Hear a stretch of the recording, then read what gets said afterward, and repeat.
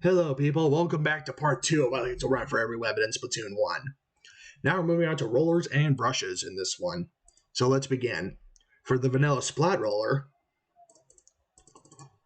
I usually like to run Ninja Squid, Ink Resist, Special Charge, and some Sprint Speed. Boom, there we go. For the crack on, I usually go with a bit of a different set. Damage up.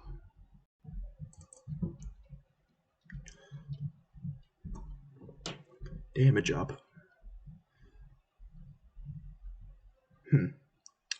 Damage up, Special Saver, and Charge. And I think Ink Resist with Swim Speed. That's what I normally like to run. Now for the Coral roller, I go back to normal. With Special Charge, Ninja Squid, and Ink Resist, mainly because it is a roller. Or I could occasionally swap Ink Resist with Stealth Jump if you really want to play more aggressive. Speaking of which, the Carbon. This thing was a monster in Splatoon 1. Mainly because the combination of burst bombs and the main roller was really powerful. But I do have a set. Actually, I don't really make much changes. It's all right here. Same goes for the Carbon Deco. Or I think for the vanilla Carbon, you could run some damage up.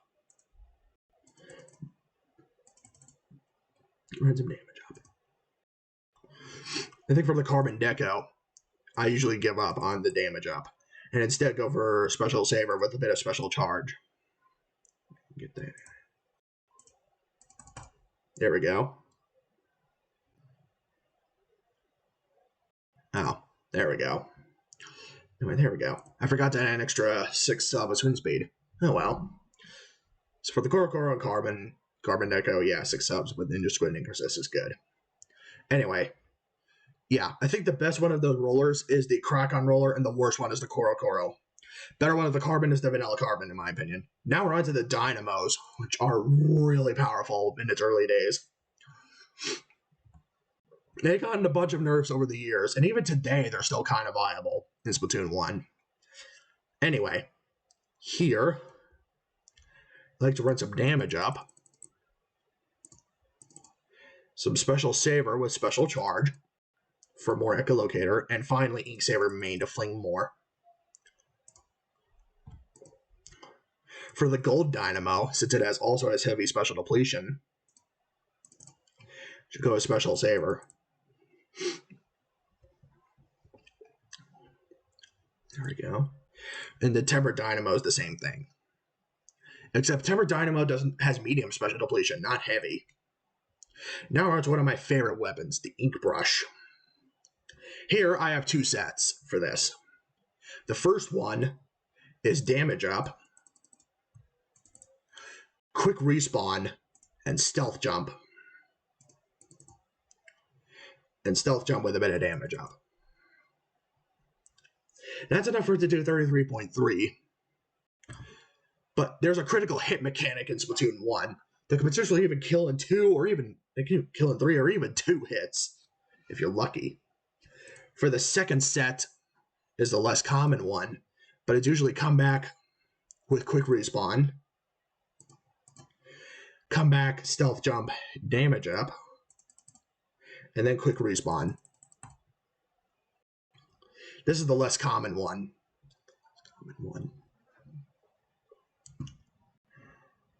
Or Damage Up and Quick Respawn. But I'm giving up Comeback. But for the Nouveau, which is probably the worst brush, actually the worst one is probably the Vanilla. I don't know. Ink Mines are the worst sub-weapon in the entire game. Anyway, I go back to Damage Up, then Quick Respawn, and then Stealth Jump.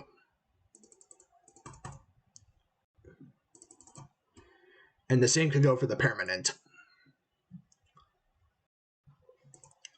And heck, even the 2 Octo Brushes could work.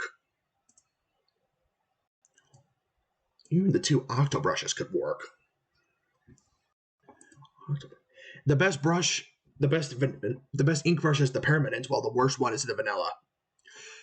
It's Splatoon, and the best octobrush is the vanilla, and the worst one is the Nouveau. But splat bombs aren't bad. Also, fun fact: here's what max damage out for the ink brush looks like. I mean, the octobrush. Go up to 48.10, which can even 2-hit KO if you know what you're doing.